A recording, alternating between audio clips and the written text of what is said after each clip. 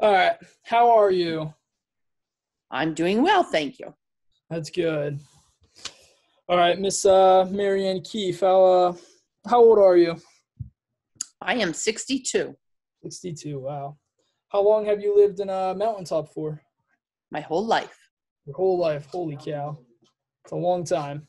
Yeah. I never even went away to school. Never. Wow. The whole time. Yeah. I've been in New Jersey and then I went to King's College for school, so not too far. Yeah. How would you describe growing up in mountaintop? It was a great childhood and a great place to live. Nice, excellent. What elementary school did you go to? St. Jude's. St. Jude's. Nice. Any anything noteworthy about that school or no?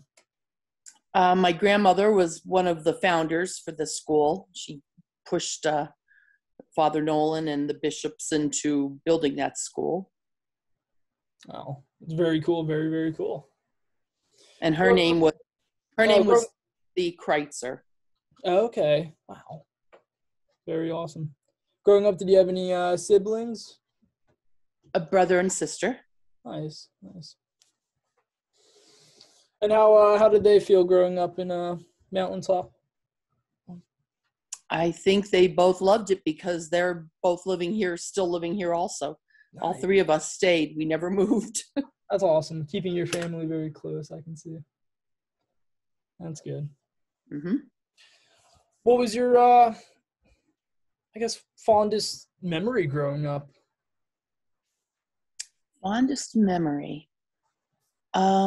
Probably being able to play outside like from morning till night and not having any worries or fears, like always feeling safe, knowing all your neighbors.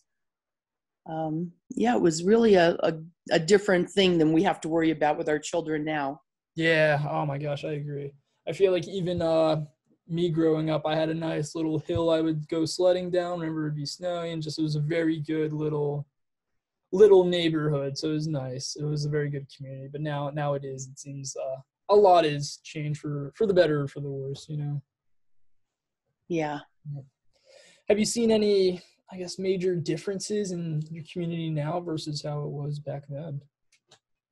Oh, Mountaintop has grown in leaps and bounds, especially after the flood. A lot of people moved up the mountain. You Uh, know, they didn't want to go through the flood again. So that was early 70s. And yeah, I think that's when we have a lot of developments up here.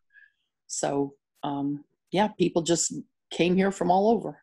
yeah, it seems very. What year was the flood? The flood was 72, I believe. 72. Holy moly.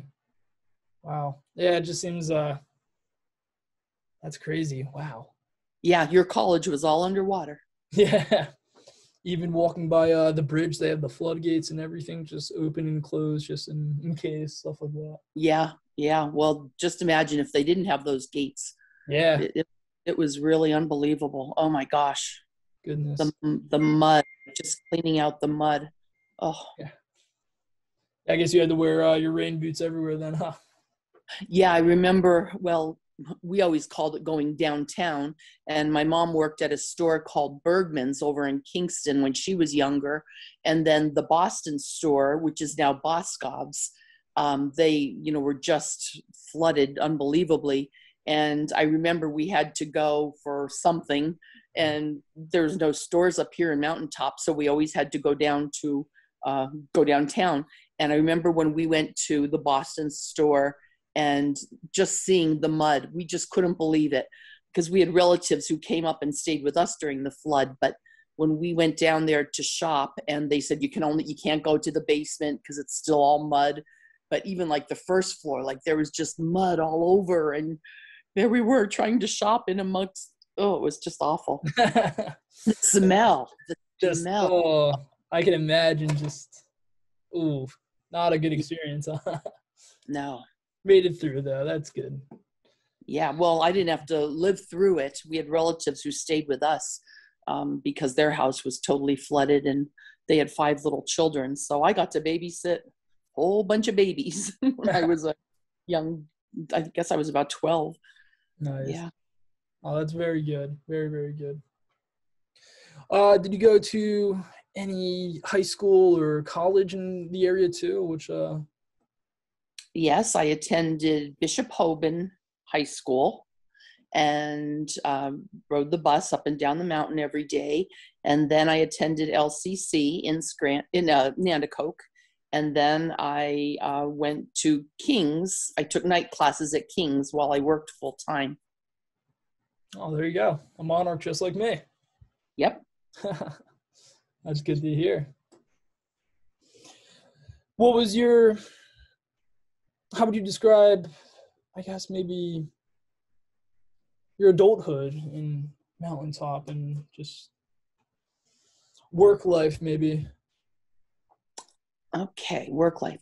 Well, I met my husband who went to Crestwood, and being the Catholic family that we were, my parents really wanted me to attend Catholic high school. So that's why I went up and down the mountain, but had a lot of friends. I mean, I always say I had the best of both worlds because I got to meet all new people downtown going to school there. And yet I still had all my friends up here from Crestwood and ended up marrying one of them. And we raised 3 wonderful daughters. And they all also went to Catholic high school and colleges. And my husband started his business here. So I guess we liked it because he started a business from the ground up, literally with his own. He bought an excavator and dug up the land and had the building built, and he's provided very well for our family. So we've and then I worked for CertainT, which was a Fortune 500 company. They made insulation, and then when we had children, then I stopped working there. But that was a very big company, and when they closed, a lot of people lost their jobs there. But yeah, no, Mountaintop has provided very well for us, and so we stayed. Oh, that's good. That's great to hear. I love that. How do you think that living in Mountaintop has affected your life overall? I think that sometimes I feel like I've lived a sheltered life because we know so many people and we have so much history here, and it's just kind of who we are. But I never did live anywhere else, so I never did get to branch out and like kind of learn about other things in the world. So sometimes I feel like I'm in a little bit of a bubble, which is a wonderful thing because it's a wonderful place to live. I love living here, and I it's a good thing, bad thing, I guess is what I'm trying to say. Yeah. No, there's definitely a positive to staying close and just that cozy feeling. Yes. Absolutely. I guess looking ahead, would there be anything you would want to change about your community or anything, I guess, like about like Mountaintop as a whole? Well, we do have a lot of different townships, and it's sometimes hard to like all get on the same page, because each township kind of has their own little supervisor government. And I do kind of wish that we were more consolidated in that way, because it is quite a large area that we cover, quite a few townships. I think that might be a helpful thing, but for the most part, they work together pretty well. Sometimes there's issues, like now with the 4th of July parade. I know that there's 2 different groups and they each want to have their own parade and, that kind of silly stuff. But I think for the most part, we're a pretty welcoming community. It definitely seems like that, just even driving by, things like that. Just a very welcoming area for sure. Absolutely. Yeah. How has COVID-19 like impacted anything? Or I guess maybe it was different everywhere else, but has it anything specific impacted your community? Hmm. Well, I guess that kind of goes back to the idea that I kind of do live in my little bubble. Like I have a wonderful home and I have wonderful property that I can take walks on. So that was my saving grace. Like, thank God I didn't have to like live in a little apartment and be closed in. Like I was able to go for walks and go in the woods and on the streets and, get outside and get fresh air. And that really was my saving grace, was being able to walk and get out amongst nature during COVID. So, I mean, that's a really one. I think I was very blessed in that respect. Yeah, it seems really good. That's something I especially did as well. Definitely just going for walks, just enjoying the little things like that. It Yeah. was really, really good. All right. Final question, Miss Marianne Keefe. How would you think that the community would grow in the future? Like, what do you think would change for the better, for worse, or? Um, well, I don't know. Never thought about that, about the future. I would hope that we would still keep our good school system. It seems like there's a lot of people who really care about that and work hard to, keep Crestwood to be a very good school district. And I hope that we're able to keep our, our St. Jude's and our Catholic high schools going, because I think it's a wonderful option, to be able to have that choice.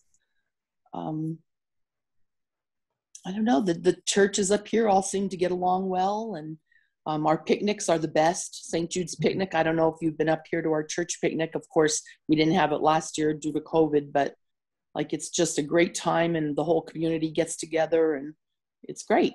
Yeah, I've heard of that. My one friend who I met here was talking about, I think, that before.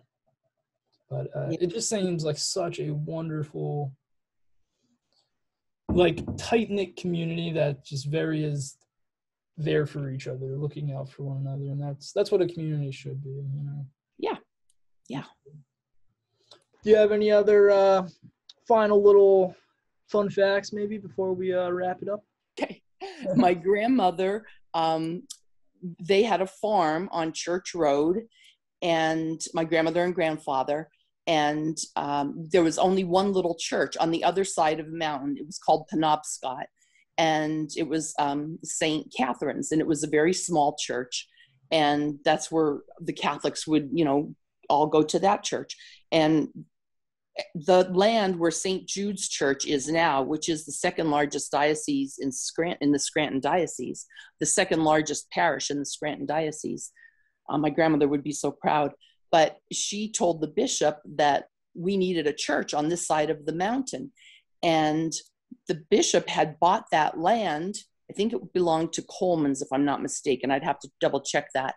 But it was a cornfield. My dad used to plow it for them when he was a kid. And the bishop was going to put King's College there. Oh, wow. So my grandmother said, we don't need a college here. We need a church.